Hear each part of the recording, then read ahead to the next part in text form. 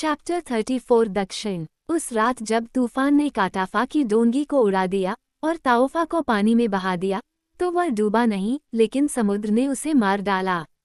डोंगी अपनी लंगर की रस्सी से मुक्त होकर तथा मछली द्वारा खींचे जाने के कारण उत्तर की ओर चली गई, जिससे वह बहुत पीछे छूट गया और वह बिना एक क्षण की भी देर लगाए अपनी जान बचाने के लिए तैरते हुए पश्चिम की ओर बढ़ गया। वह अटॉल के लेवार्ड की ओर पानी की ओर जा रहा था, जहां धारा अपने बल और लहरों में टूट जाएगी। यहाँ वह घंटों तैरने के बाद उतरा और उसका बायां पैर घुटने के नीचे चला गया। समुद्र भूखे मुंह से भरा हुआ है और कैरोलिन के लेवार्ड की ओर उस रात बहुत सारे शार्क थे। मरने से पहले उसके पास अपने लोगों तक पहुंचने और अपनी कहानी बताने का समय था। एक तेज हवा ने डोंगी को टक्कर मार दी थी और उसे पलट दिया था। वह और कटफा पानी में फेंक दिए गए थे। एक शार्क ने उसे ले लिया था। वह चट्टान की ओर निकल पड़ा था। यही वह कहानी थी जो उसने बताई थी और उसने इसे पूरी ईमानदारी से बताया था। उसने कटफा को शार्क द्वारा टुकड़े टुकड़े होते हुए देखा था। हालांकि उसने इसे कैसे देखा था ये केवल स्वर्ग और कनक की कल्पना ही बता सकती थी। जब डिक ने समुद्र तट पर स्रू को मार गिराया, तब तालिया, मनुआ और लियोपा लेगून के पार नाव चलाते हुए समान कल्पना के साथ द्वीप को डिक्स से भरा हुआ संभावित डिक्स पेड़ों के बीच हलचल करते हुए देख रहे थे। डोंगी वालों ने अपना युद्ध का नारा लगाया था और लेगून से बाहर निकलने के बाद संभावित डिक्स उनकी कल्पना के समुद्र तटों पर उमड़ने वाली वास्तविक आकृतियां बन गए। नान का सिर अपनी छड़ी पर हिलता हुआ भाषण से भरे घर के आकार का हो गया और उच्च स्वर्ग में घोषणा कर रहा था कि उसकी देवता ने ताड़ के पेड़ पर जबरन निवास कर लिया है, कि उसकी शक्ति और सुरक्षा कैरोलिन से छीन ली गई है, जिसकी महिलाओं, नारियल के पेड़ों और पुराका पौधों की उर्वरता अब अतीत की बात होगी। चट्टान से आगे दक्षिण की ओर बढ़ने पर हवा बदल गई। पहले तो ये धीरे धीरे बहने लगी, फिर उत्तर से लगातार और तेजी से बहने लगी। यह अनुकूल हवा थी और एक अच्छा शगुन था। चप्पू पानी में उछल रहे थे और बड़ी पाल हवा में लहरा रही थी। शाम हुई, शाम ढल गई और तारे चमक उठे और वे दक्षिण की ओर उड़ते रहे, हवा की तरह बिना थके, धारा की परवाह किए। पूरी रात वे चप्पू चलाते रहे, जबकि तारों का घूमता हुआ गुंबद उनके ऊपर घूम रहा था। क्रॉस और कैनोपस और आकाशगंगा की बड़ी लकीरें सभी रहस्यमयी ढंग से एक टुकड़े में घूम रही थीं, जब तक कि अचानक पूर्व में एक गिरे हुए गुलाब के पत्ते की तरह भोर नहीं हो गई। आगे कैरोलिन पड़ा था और चप्पू चलाने वाले लोगों ने, जिन्होंने सारा काम हवा पर छोड़कर कुछ देर आराम किया था, फिर से चप्पू चलाना शुरू कर दिया। जैसे ही वे चट्टान के द्वार से गुजरे, सूर्य उनके पीछे था और लेगून पर चमक रहा था, जिससे सफेद समुद्र तट, नारियल के पेड़, डोंगी घर और गांव के घर रोशन हो रहे थे। और जैसे ही वे चट्टान के द्वार से गुजरे, रेत पर लोगों का झुंड उमड़ने लगा, क्योंकि उत्सुक आंखों ने बताया कि उन्होंने एक आदमी को खो दिया है और जो 4 लोग गए थे उनमें से केवल 3 ही वापस लौट रहे थे।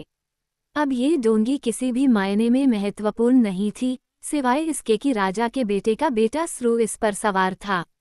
फिर भी यह उन मछली पकड़ने वाली डोंगियों में से एक थी, जिनमें से कई डोंगियां उस सुबह तैरते कछुए की तलाश में निकली थीं।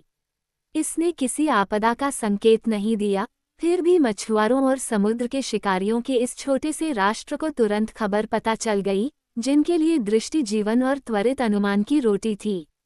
समुद्र तट पर उतरने से पहले ये ज्ञात था कि स्रू ही लापता व्यक्ति है, और जब जहाज ने रेत पर कदम रखा तो लामिनाई स्वयं उनसे मिलने के लिए खड़ा था।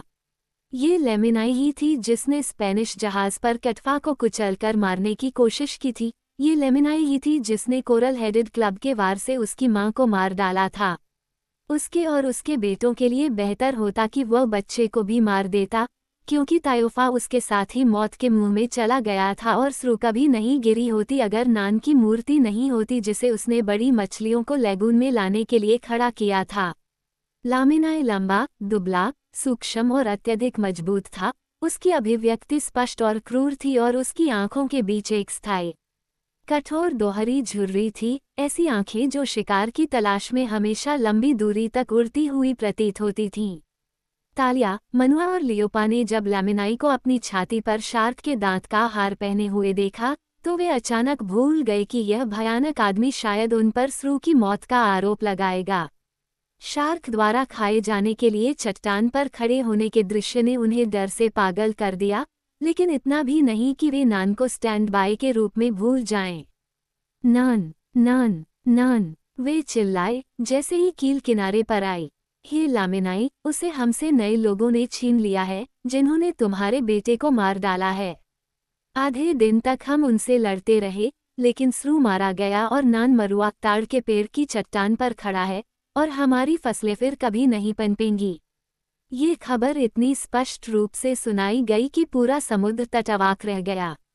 एक झटके में लामिनाई को ऐसा लगा कि वह स्रू को भूल गया है। लोग स्वतः ही अर्धवृत्ताकार होकर पीछे हट गए, और इस क्षेत्र में महान युद्ध के 3 बचे हुए लोग लामिनाई और उसके आखिरी बेटे माँ, जो लगभग 19 वर्ष का युवा था, के सामने खड़े थे। उसने उनसे 2-4 बातें पूछी और फिर मुड़कर गांव के बड़े घर की ओर ले गया, जहां दरवाजे की छाया में उता मातो धूप की ओर पीठ करके चटाई पर लेटा हुआ था। उता अब बूढ़ा हो चुका था, उस आदमी से बिल्कुल अलग जिसने सालों पहले स्पेनिश जहाज पर हमला किया था।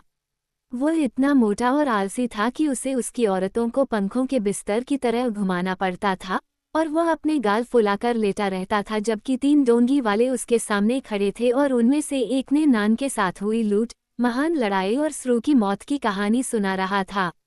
उनकी बातें सुनकर उता ने एक आश्चर्यजनक काम किया। वो उठकर बैठ गया। ये बूढ़ा सज्जन अपनी चर्बी, आलस्य, खून की प्यास जो अन्य वासनाओं के बीच भी उसके साथ चिपकी हुई थी, और इस तथ्य के बावजूद कि उसका एकमात्र वस्त्र एक जी स्ट्रिंग था, एक तरह का राजनेता था। बदला लेने के लिए पुकारना, गांव को मधुमक्खियों के छत्ते की तरह गुंजायमान करना, भालों को तेज करना और डोंगी घरों से लंबी डोंगियों को लुढ़काना बहुत आसान था। फिर भी जब डोंगी वालों की कहानी के समापन को चिन्हित करने वाली बड़बड़ाहट बढ़ने लगी और फैलने लगी और दहाड़ने की धमकी दी, तो उता माटू ने अपना हाथ उठाया और उसे काट दिया जैसे कोई मुख्य पानी को काट देता है। उसे 2 काम करने थे, नानावा की पुजारिन से सलाह लेना कि युद्ध के देवता शुभ हैं या नहीं, और कैरोलिन नौसेना के एडमिरल इन चीफ और डॉकयार्ड अधीक्षक माँ से सलाह लेना।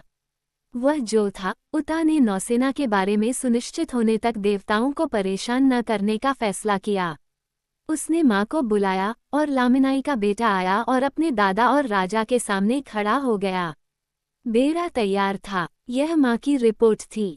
4 बड़ी डोंगियां, जिनमें से प्रत्येक में 30 आदमी बैठ सकते थे, डोंगी घरों में सुरक्षित थीं, समुद्र में चलने लायक थीं और हाल ही में सील की गई थीं। चप्पू अपनी जगह पर थे और मस्तूल और मेटपाल तैयार थे। अब ये डोंगियां मछली पकड़ने के लिए बेकार थीं, या कम से कम कभी इस्तेमाल नहीं की गईं। वे बहुत बड़ी और बोझिल थीं और उन्हें युद्ध के लिए रखा गया था। उनका इस्तेमाल स्पेनिश जहाज पर हमले के लिए किया गया था, और उनका इस्तेमाल तब किया गया था जब कैरोलिन की वर्तमान उत्तरी शासक जनजाति ने लेगून के पार रहने वाली दक्षिणी जनजाति से लड़ाई की थी, लगभग उसे खत्म कर दिया था और बचे हुए लोगों को पाम ट्री के समुद्र तट पर खदेड़ दिया था। 2. उससे बहुत पहले कैरोलिन की नौसेना ने एक बेड़े के हमले का विरोध किया था, जिसने एक गुलाबी और मोती जैसी सुबह पानी को तोड़ दिया था। पोमोट से शाम की नावों का एक बेड़ा जो हमेशा के लिए गायब हो गया था, डूब गया और लाल सूर्यास्त से पहले जल गया। कैरोलिन एक समुद्री शक्ति थी जो हर परिस्थिति के लिए तैयार रहती थी। रिपोर्ट प्राप्त करने के बाद उता ने इसकी पुष्टि करने के लिए खुद को डोंगी घरों में ले जाने का आदेश दिया। सुनने से संतुष्ट न होकर उसे देखना था, और जब वो घरों के खुले दरवाजों के सामने बैठा तो उसने देखा कि माँ झूठ नहीं बोल रही थी। रिचपोल द्वारा समर्थित छप्पर की छतों के नीचे उदास अंदरूनी इलाकों में बड़ी डोंगियां अपने रोलर्स पर समुद्र के लिए तैयार थीं। यहाँ तक कि जमीन पर भी दुर्घटना की स्थिति में उन्हें असंख्य तटवर्ती नावों द्वारा बांध दिया गया था। 2 बार तूफानों ने घरों को टुकड़े टुकड़े कर दिया था, लेकिन डोंगियां सुरक्षित रहीं। उता ने देखा कि सब कुछ ठीक है, इसलिए उसने खुद को महल के दरवाजे पर वापस ले जाने का आदेश दिया, लेकिन युद्ध का आदेश अभी तक नहीं आया था। ले हुआन से परामर्श करना पड़ा। ले हुआन को बुलाओ, उता ने आदेश दिया।